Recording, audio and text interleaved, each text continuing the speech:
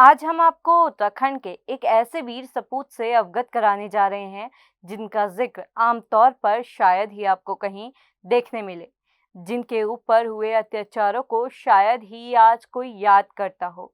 उनका नाम है श्रीदेव सुमन। नमस्कार, मैं रक्षिता स्वागत करती हूँ आपका खबर उत्तराखंड में।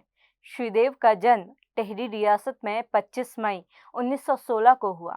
श्रीदेव सुमन का असल नाम था श्रीदत्त बडोनी। इन्होंने अपनी मातृभूमि और अपनी जन्मभूमि के लिए इतने त्याग किए जिन्हें भुलाना नामुमकिन है। ये वो दौर था जब भारत में एक तरफ अंग्रेजों के खिलाफ लड़ाई चल रही थी, वहीं दूसरी ओर एक लड़ाई टिहरी रियासत में टिहरी के राजा के खिलाफ भी चल रही थी। और इस लड़ाई के नेतृत्व की बागडोर थामी थी श्रीदेव सुमन ने। श्रीदेव सुमन का अपनी जन्मभूमि के लिए प्रेम टिहरी रियासत की आंखों में खटकने लगा था। 1942 में भारत छोड़ो आंदोलन के दौरान 29 अगस्त के दिन सुमन को गिरफ्तार कर मुनि की रेती जेल भेज दिया गया। यहां से देहरादून जेल भेजने के बाद सुमन को आगरा जेल में शिफ्ट करा दिया गया और 15 महीने जेल में बिताने के बाद सन 1943 में सुमन रिहा हो गए।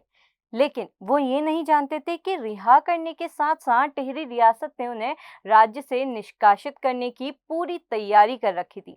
उत्तराखंड के प्रमुख स्वतंत्रता सेनानी किताब में डॉक्टर धर्मपाल सिंह और डॉक्टर अरुण मित्तल लिखते हैं कि रिहा होने के बाद टिहरी जाते समय सुमन को चंबा में रोक लिया गया और एक आदेश उनके हाथों में थमा दिया गया जिसमें लिखा हुआ था, आपका टिहरी जाना मना है। श्रीदेव वहीं सड़क पर बैठ गए।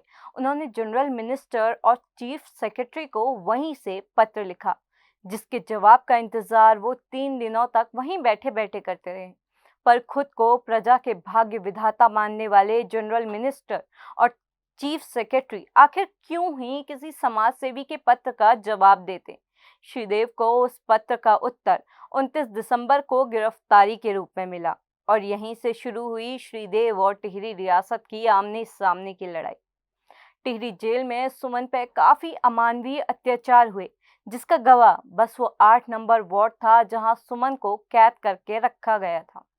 सुमन को गिरफ्तार कर टिहरी जेल के 8 नंबर वार्ड में निर्वस्त्र कर बंद कर दिया गया था, जहां उन्हें डरा धमका कर माफी मांगने को कहा गया।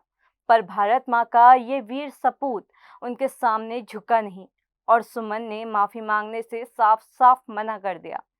साथ में ये भी कहा कि तुम मुझे तोड़ सकते हो पर मोड़ नहीं सकते।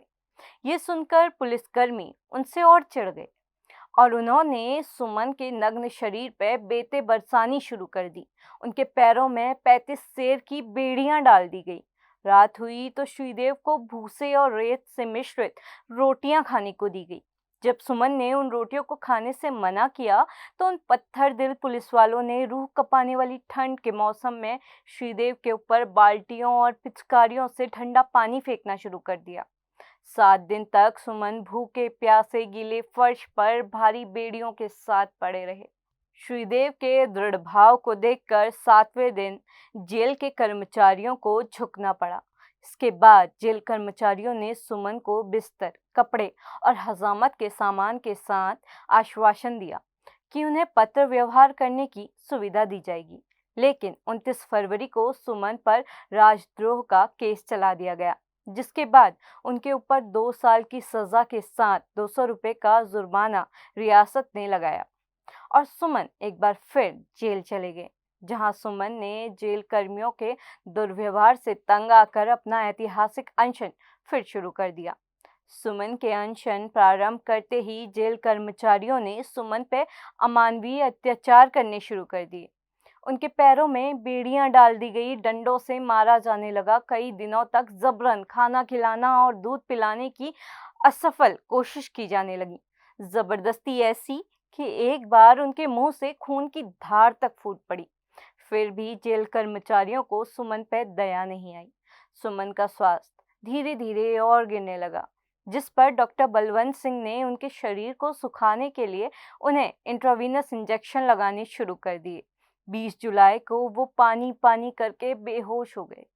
आज उनकी भूख हड़ताल को 80 दिन हो गए थे। पर रियासत की कान में जूं तक नहीं रेंगी। जैसे महाभारत में वीर अभिमन्यु को 8 महारथियों ने मिलकर मार दिया था, उसी तरह 25 जुलाई के दिन उत्तराखंड में भी एक अभिमन्यु की तड़पा तड़पा कर हत्या कर दी गई। टिहरी रियासत के शासकों का मन सुमन की मौत से भी नहीं भरा तो उन क्रूर पत्थर दिल लोगों ने मासूम से सुमन का शव एक बोरी में भरकर भीलंगना नदी में फेंक दिया। आज न तो वो रियासत है, न वो लोग, पर सुमन, उनका संघर्ष, उनकी शहादत उत्तराखंड के स्वर्णिम इतिहास में आज भी दर्ज है। भारत माँ के ऐसे वीर सपूतों को हमारा शत शत नमन।